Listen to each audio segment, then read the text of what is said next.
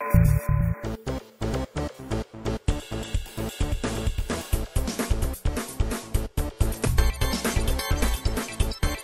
this is Dan Rodden. And this is Cameron Athey. And we are getting out of the box. Today we have a clip from Mark Levin of the Landmark Legal Foundation, who's explaining how the environmental movement has special privilege before the court, not like the common people.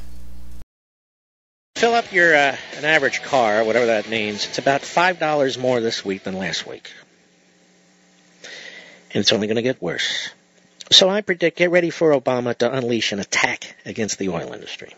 This is what the Marxists do. Let me be clear. They sabotage these industries, and then they attack them, complaining about what they just sabotaged them for. The oil companies are becoming nothing more than transport companies in many respects. It's important to remember that for 25 years we have not been aggressively drilling for oil, but everybody else in every other country has.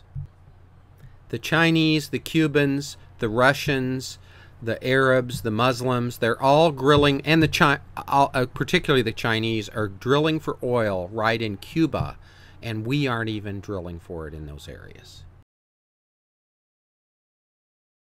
And politicians intentionally starving us of fuel and telling us over and over again, we got to go green. A very important point here is the founder of Greenpeace has recently come out with a book that points out that the environmental movement, particularly Greenpeace and many others, have been taken over by Marxists.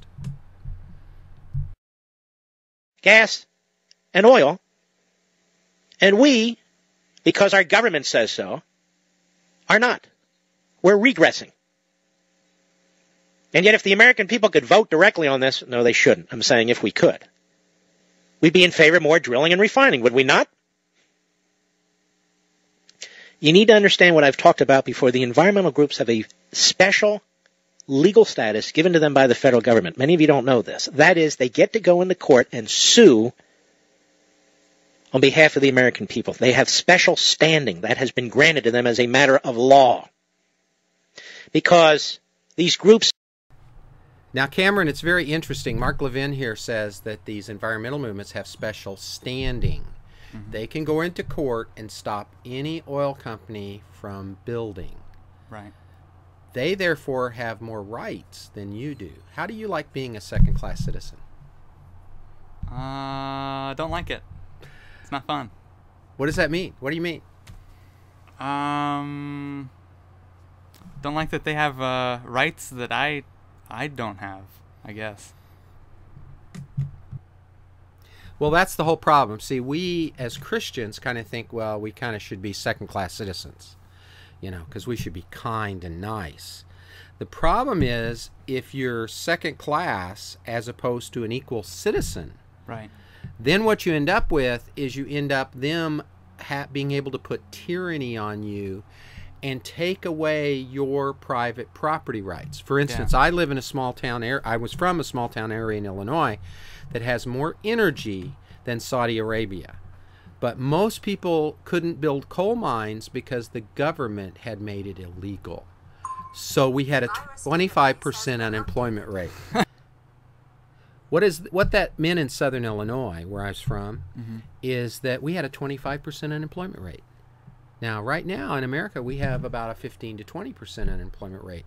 But if we continue not drilling, not building refineries, not doing the things that are necessary for energy, we could end up going back to buggies. Wow. Because you don't have energy to move your cars. And windmills isn't going to do it. Right. Now, Cameron, you're 19 and you have a car. Right. You know what this means for your getting around the country and seeing the whole world as I was able to do as this old guy? Now, what does it mean? It means there's no gas. That's not good. It means you can't afford to take an airplane to go see Brazil unless you're a rich guy. See, what this means is the people are no longer mobile, but the elites stay mobile because they have lots of money. In other words, this whole environmental movement is really about returning wealth to an elite group of people because the kings have always had money. Wow. They've always had fuel. Yeah. But we, the people, have not. until we had a biblical view that gave freedom and liberty to all and allowed us to use our private property. And the whole EPA and the whole thing that Obama is doing in taking away that freedom is, and really, if you want to sum it up, and we will in another show, is moving from worshiping the living God to worshiping the earth. By doing that, we're no longer using our resources, but we're worshiping our resources. Wow. Not good. Well, Cameron, you know, what does this mean to you as a young person who, I think you want to have a family? I do, definitely. How are you going to afford that? How are you going to get to work?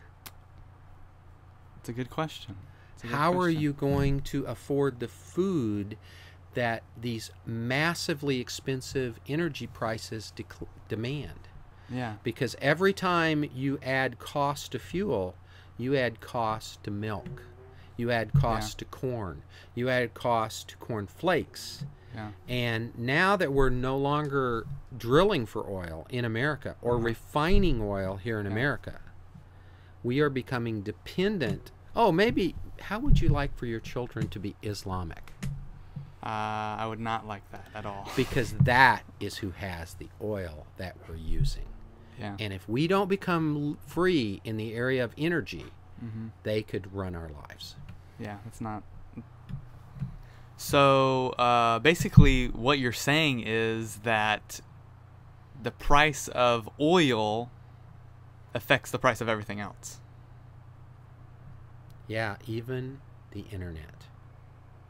How does it affect the internet? You have to pay for the electricity to run the internet. You have to pay the salaries of the people. They have to get to work. Yeah. They have to wear clothing. They have to have cars. They have to have houses. That all multiplies within the cost of not just food, but it is a multiplier within everything. And you have never seen inflation, but I've heard of it. I've never seen it horribly. I saw it in the 1970s. But inflation I've heard of in, say, Germany before Hitler took over, or in South America in certain times, where people would bring wheelbarrows full of dollar bills because money was worthless. Wow. That is what we're doing to ourselves.